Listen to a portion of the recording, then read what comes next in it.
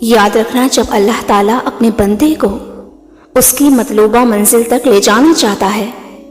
تو رمضان المبارک میں یہ ایک خفیہ نشانی پہلے دکھاتا ہے۔ میرے رب کا قرآن 3 جگہوں پر اس بات کی وضاحت کر رہا ہے کہ وہ کن لوگوں کو ان کی من پسند منزل تک لے جاتا ہے اور کن لوگوں کی خواہشات کی تکمیل کرتا ہے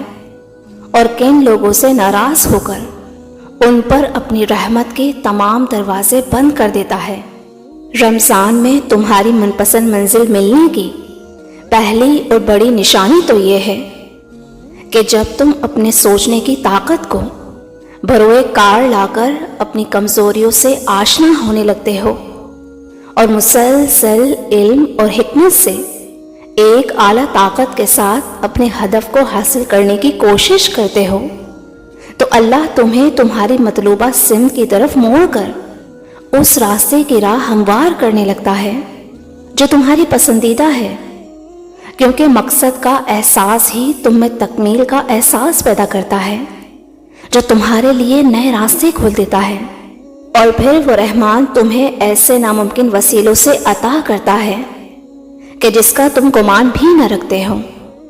اللہ قرآن میں خود تم سے مخاطب ہے، اے میرے بندے، بے شک تمہارے رب کی نظر سے کچھ غائب نہیں، وہ تمہارے ساتھ ہے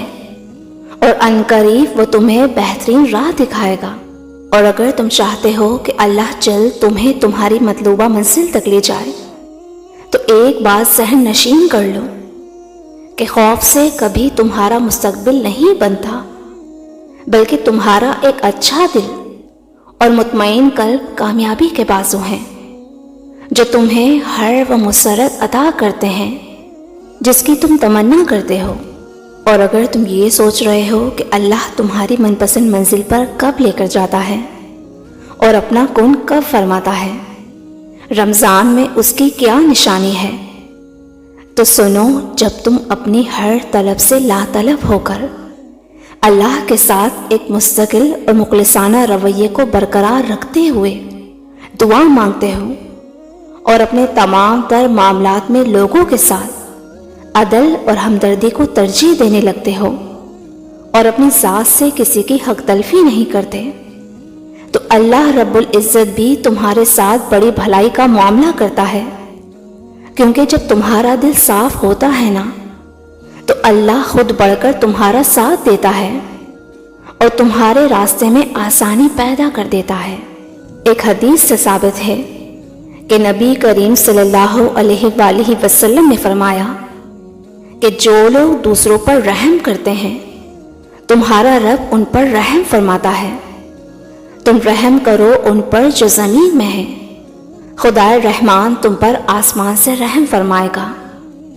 اور اگر تمہیں کوئی چیز طویل دعاؤں اور ذکر و اذکار کے باوجود بھی حاصل نہیں ہو رہی تو سنو، اللہ تعالیٰ خود تم سے فرماتا ہے کہ اے میرے بندے،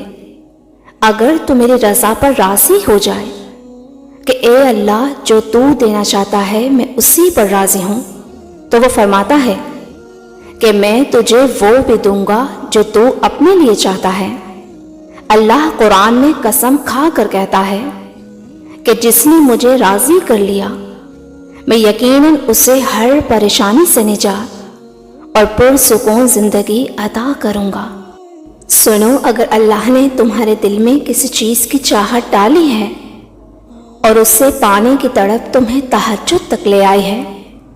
تو دیکھنا تم صبر کی سیڑھیوں سے چڑھ کر اس منزل تک پہنچو گے جو تمہاری پسندیدہ ہے۔ جانتے ہو، جب تم اپنا درد اللہ سے راتوں کی تنہائی میں بیان کرتے ہو نا تو وہ تمہاری لغزش معاف کر کے تمہارے لیے اپنی رحمت کے وہ اسباب بناتا ہے جو تمہاری زندگی میں آہستہ آہستہ ہی صحیح مگر ایک خوبصورت اور بہترین منزل تک لے جاتے ہیں۔ اور ایک وقت زندگی میں ایسا ضرور آتا ہے کہ دعا تو بہت دور کی بات، انسان صرف سوچتا ہے اور اللہ نواز دیتا ہے۔ تم دیکھنا عنقریب تم اپنی آنکھوں سے اپنی زندگی کو بدلتا دیکھو گے، وہ عنقریب تمہیں ایک خوبصورت منزل تک لے جانے والا ہے انشاءاللہ۔ میری دلی دعا ہے کہ اللہ اس رمضان کے صدقے آپ کی پوشیدہ دعاؤں کے خوبصورت جواب دے کر آپ کے حق میں معجزہ خاص کر دے۔ ویورز، ویڈیو پسند آئی ہو تو مجھے لائک اینڈ کامنٹ کر کے ضرور بتائیے گا، اور ہم سے جڑے رہنے کے لیے ہمارے چینل کو بھی ضرور سبسکرائب کیجیے گا۔ جزاک اللہ۔